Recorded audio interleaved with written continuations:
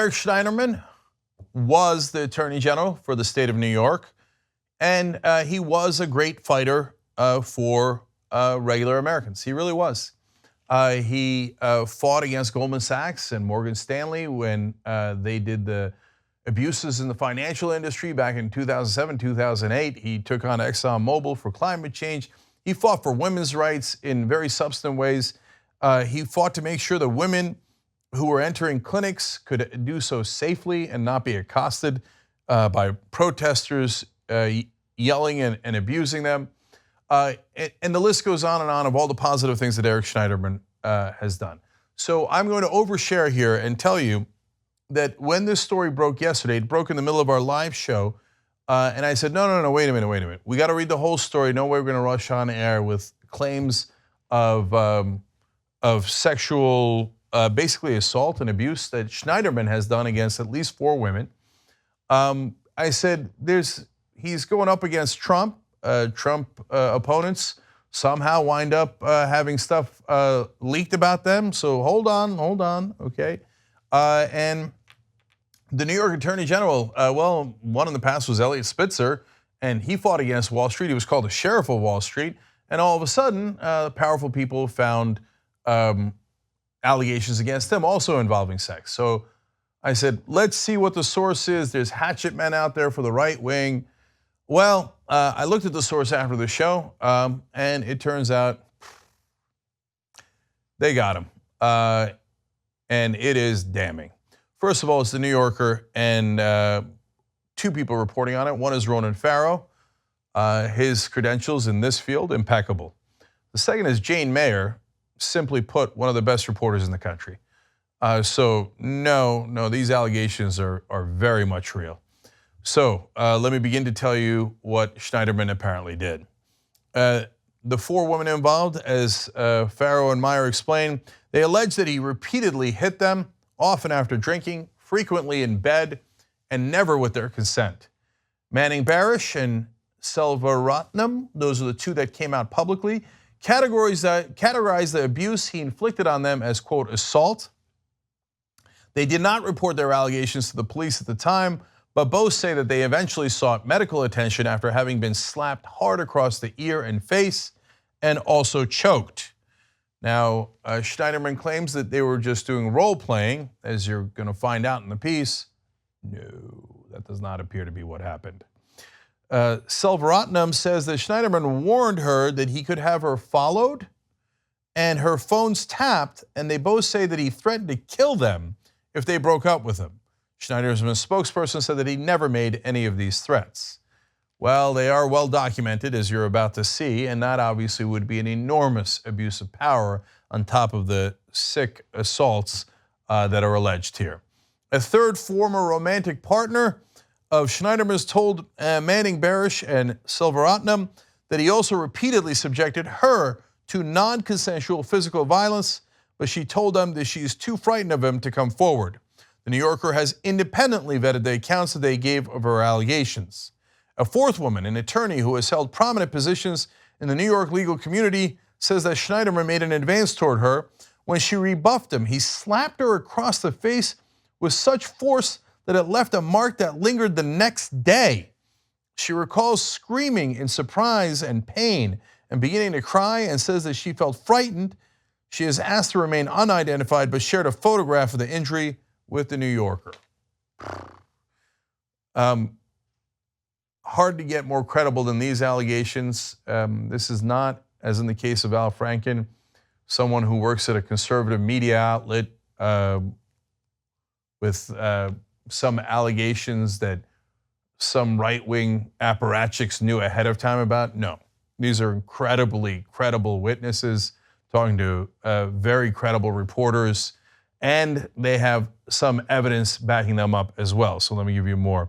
First, Schneiderman says that in the privacy of intimate relationships, this is his denial basically, I have, and partly admitting it, I have engaged in role playing and other consensual sexual activity.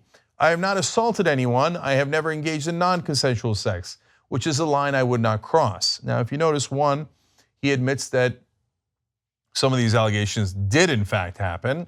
He's just saying that they had consented to it, but not even exactly. Remember, he's a lawyer. He said that he would never cross the line of non-consensual sex, but those are not the allegations. The allegations, there's non-consensual violence. Now, not only violence during sex that they did not consent to, but violence outside of sex they did not consent to.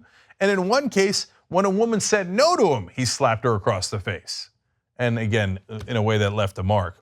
So Manning Barish, one of the women involved here, says, I want to make it absolutely clear, and she dated him for a number of years. She says, this was under no circumstances a sex game gone wrong. This did not happen while we were having sex. I was fully dressed and remained that way. It was completely unexpected and shocking. I did not consent to physical assault. He hit her so hard, she bled from the ear. She had to go to a doctor. The doctor confirms that is in fact what happened. She was afraid to and embarrassed to admit to the doctor at the time that it was because she was slapped across the face. But when the New Yorker reached out to the doctor later and asked, were the injuries consistent with the possibility of being slapped across the face and in the ear, then the doctor confirmed yes. And he also confirmed, most importantly, the severity of the injuries. And apparently she was affected by that for years. And the bleeding continued after that day. And from time to time, she would again have problems with the ear and blood would continue to come out. So not a light situation here, significant in that case. In the following days, Manning Barish confided to 3 close female friends that Schneiderman had hit her. All of them have confirmed this to the New Yorker. She was distraught, one of the friends, a high-profile media figure, says. She was very, very upset. This wasn't a gentle smack. He clocked her ear. I was shocked. Okay, so this is not just stuff that's coming out against Schneiderman now. This was documented years ago. She told her friends, and they confirmed it. It's absolutely damning. Now, another part of this, you can say it's small, but to me, it shows character or lack thereof, and it greatly bothered me, and especially from a guy that I thought was on the right side and had done great things publicly. He would constantly belittle and demean these accomplished women whenever he started dating them, and he would just say nonstop things that brought him down and depressed them. He would attack them on their strengths. Now, they were all progressive women, and one of them was going to go to, the Manning Barish was going to go to a rally against gun violence after what happened in Newtown. Now, that makes a lot of sense. And she wanted to be part of change, and she was participating in that process and knew some of the organizers. And Schneiderman made fun of her and everyone else who attended the rally, and he called the demonstrators, quote, losers. So while publicly appearing to be on the side of progressives, apparently people going to protests, he thought privately were just losers. Okay. And then one time he was using her computer and she was working on an important political project, and he apparently said, quote, oh, look at little Mimi, so cute, she's working. Now, if it was just one person and you're going back decades and the man is reformed, well, you'd still have a ton of issues because this is assault. So I'm not in any way minimizing that, but it would be a slightly different issue. But this does not go back decades. This is from 2013 on, all the way to 2017. So that's last year. And so it's very recent.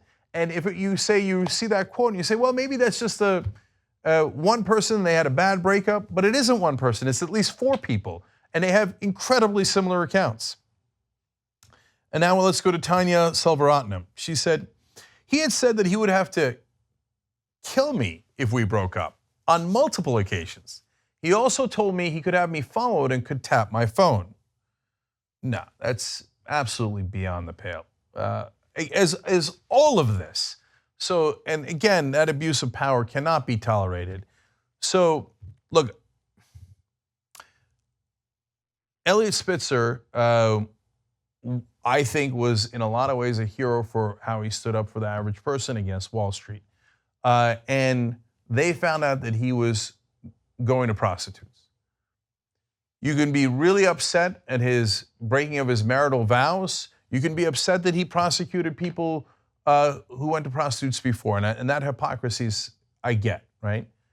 But it was consensual affairs with prostitutes, which I think should be legal.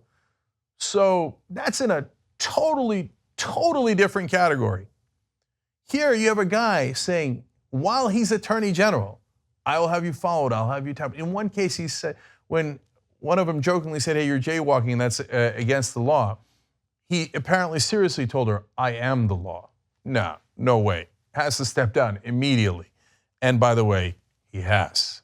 So Schneiderman took about 3 hours after the story broke to say, okay, no mas, and he stepped down. I'll get back to consequences for him in 1 second. But unfortunately, there's more here, and it is devastating. The former girlfriend, another one, told Selvaratnam she'd once been so afraid of Schneiderman that she'd written down an extensive account of the abuse, locked the document in a safe deposit box, and given keys to 2 friends. Oh, that's disastrous.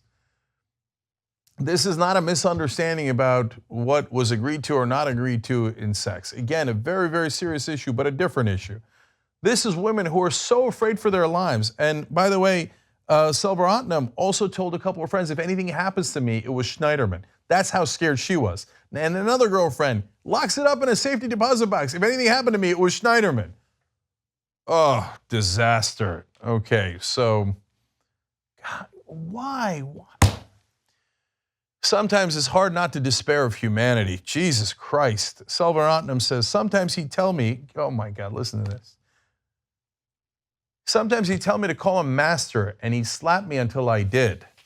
Important context. Selvaratnam, who was born in Sri Lanka, has dark skin, and she recalls that he started calling me his brown slave and demanding that I repeat that I was his property. Oh. All right, well, there goes Schneiderman. And in fact, CNN reporting shortly after he announced his resignation, the Manhattan District Attorney's Office said they had opened an investigation into the allegations against Schneiderman. And as well they should. So, Eric Schneiderman is gone. And given that Donald Trump has very similar allegations against him, including by one of his ex-wives, I assume that we'll be awaiting the president's resignation momentarily as well. 2 easy ways to follow the Young Turks. One is hit the subscribe button down below, then you're a TYT subscriber. And second is ring the bell. And when you do that on YouTube, you're notified of our videos.